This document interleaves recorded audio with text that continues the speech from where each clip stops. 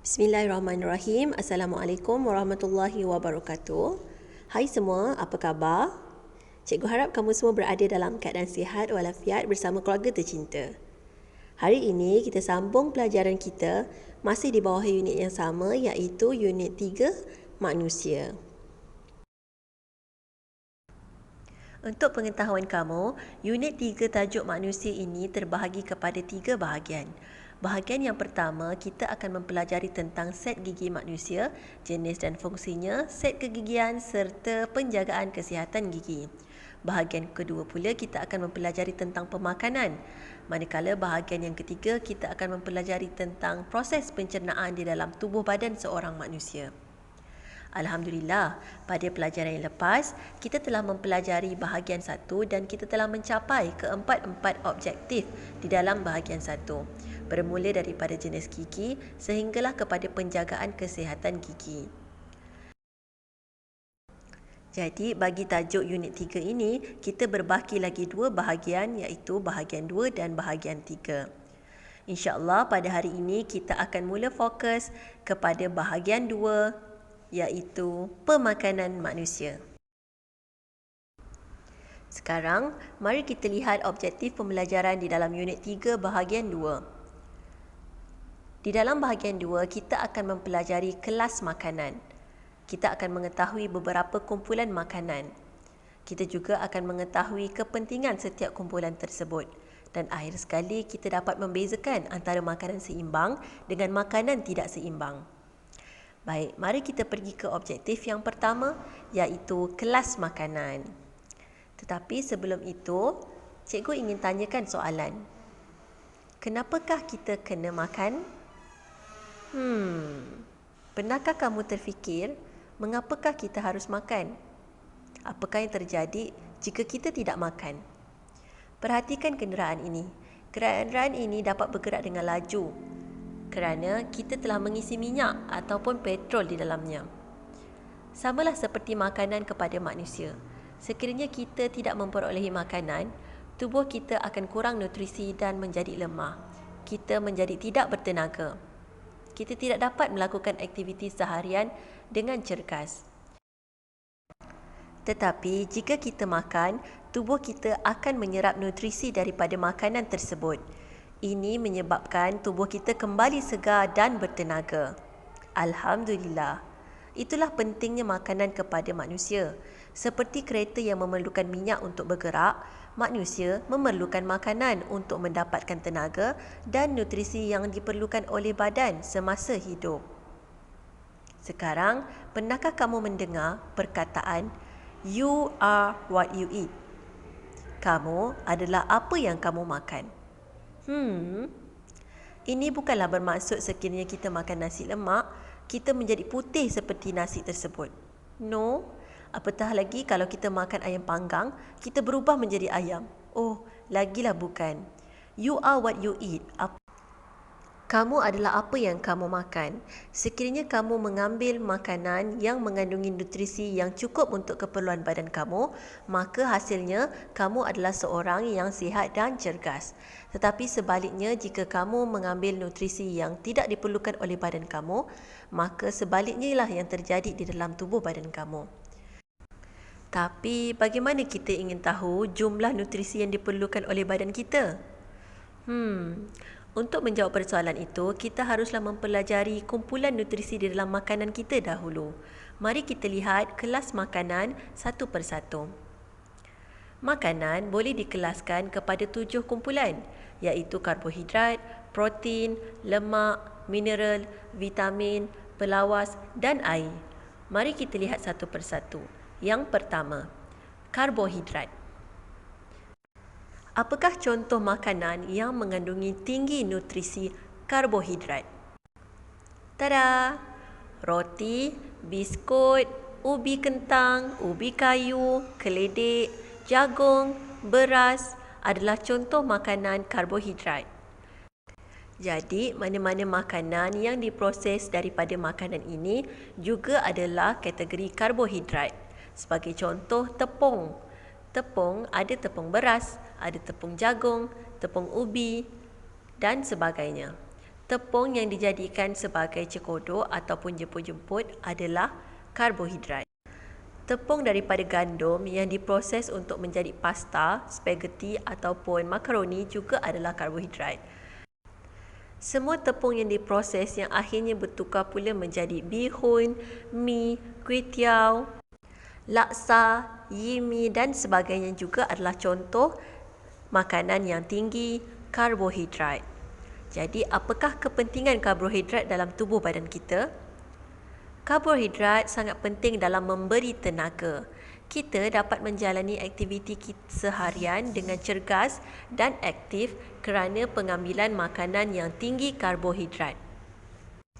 Kita dapat berlari, bermain, jogging, berjalan di taman, melakukan kerja rumah daripada tenaga yang kita serap daripada makanan yang tinggi karbohidrat. Seterusnya, kumpulan yang kedua, protein. Contoh makanan yang tinggi protein adalah ikan, ayam, daging, telur, susu, keju dan lain-lain lagi. Ini adalah contoh protein yang berasaskan haiwan yang mana kita perolehi daripada haiwan. Selain daripada makanan ini, makanan laut juga mengandungi tinggi protein seperti sotong, udang, ketam, kerang dan sebagainya. Di dalam tumbuhan juga terdapat protein. Ia terkandung di dalam biji benih. Jadi, biji benih inilah yang kita panggil kekacang. Kacang-kacang ini penuh dengan protein. Kacang badam, kacang pistachio, kacang walnut, kacang kuda dan sebagainya.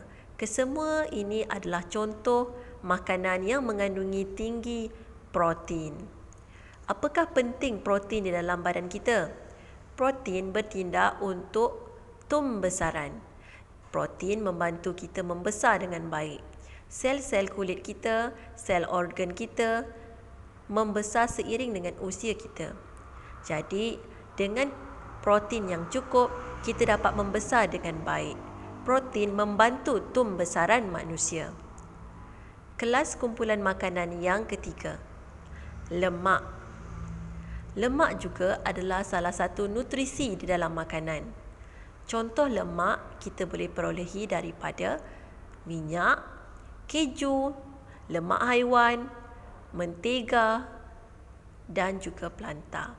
Ini adalah contoh makanan yang mengandungi banyak lemak. Kita harus mengambil makanan ini sedikit sahaja. Adakah lemak penting? Ya, lemak penting untuk memanaskan badan kita. Suka atau tidak, kita perlu mengambil lemak dalam kuantiti yang sedikit. Lemak membantu kita memanaskan badan kiranya kita berada di kawasan yang sejuk, selain daripada menggunakan baju sejuk. Lihat penguin di kutub, mereka tahan sejuk dan boleh hidup dengan aman. Ini kerana apa? Kerana di bawah lapisan kulit mereka mengandungi banyak lemak.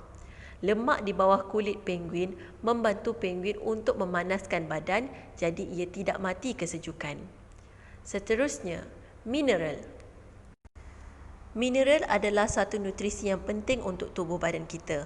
Mineral seperti sodium chloride boleh didapati di dalam laut dan juga di bukit. Inilah yang kita panggilkan garam laut dan garam bukit. Garam laut dan garam bukit ini mengandungi tinggi sodium. Sodium adalah salah satu bentuk mineral. Garam yang di rumah kamu adalah garam bukit dan garam laut yang telah dihancurkan dan diproses menjadi ketulan-ketulan yang kecil untuk memudahkan kita memasak. Ikan bilis juga terdapat mineral yang tinggi. Ia mengandungi sodium apabila dia dikeringkan dan diasinkan. Selain daripada itu, air mineral kita juga mengandungi pelbagai mineral. Ia bagus untuk tubuh badan kita. Mineral terhasil semula jadi, ia bukan daripada haiwan atau tumbuhan. Tetapi mineral-mineral yang terhasil ini diserap oleh tumbuhan atau haiwan.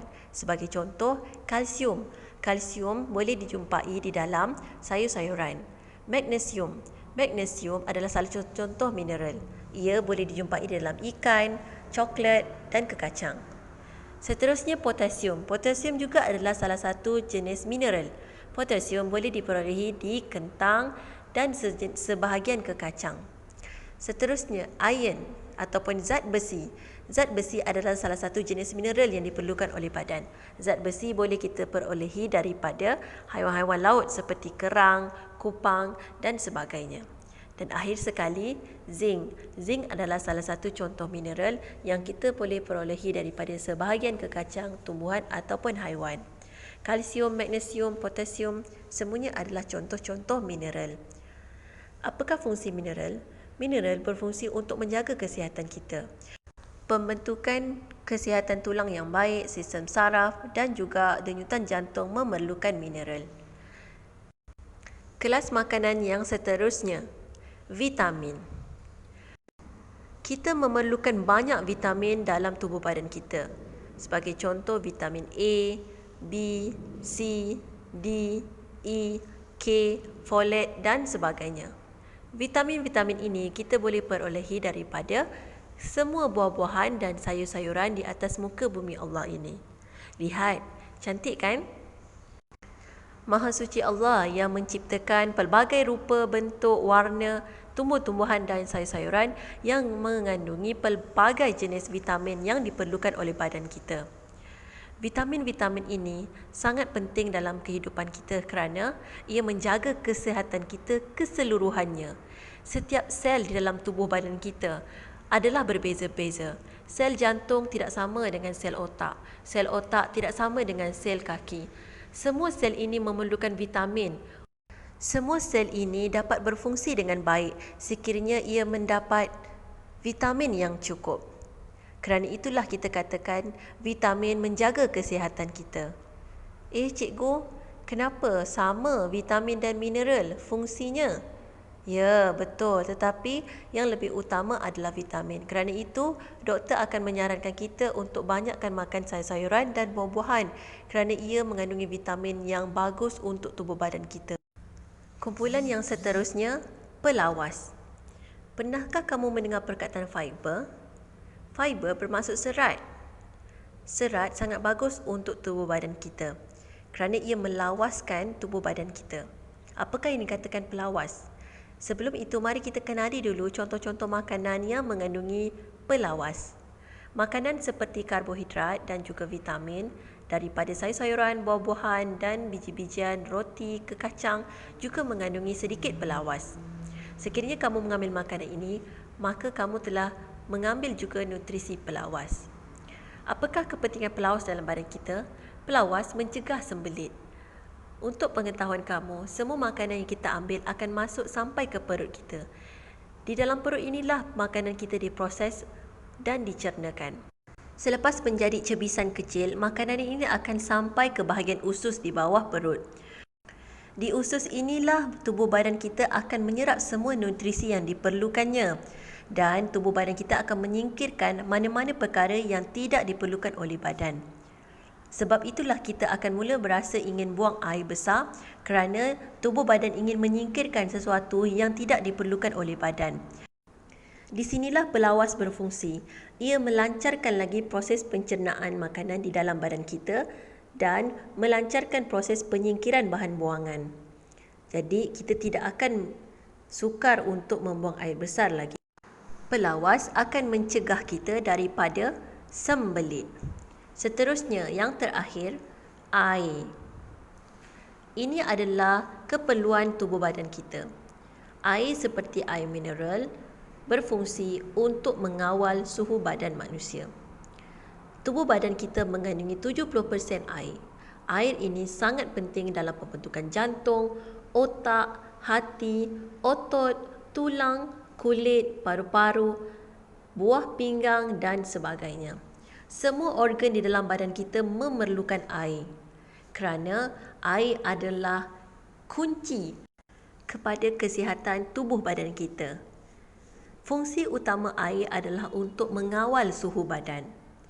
Tetapi keseluruhan sel dan organ di dalam badan manusia memerlukan air. Selain daripada mengawal suhu badan, air berfungsi untuk melarutkan mineral-mineral dan nutrisi-nutrisi yang diambil oleh tubuh badan.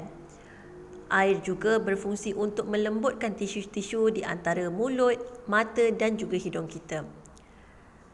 Air juga membantu untuk membawa nutrien dan oksigen di dalam sel. Penting tak air? Sangat penting. Sekarang, mari kita perhatikan situasi yang terdapat di dalam buku teks kamu.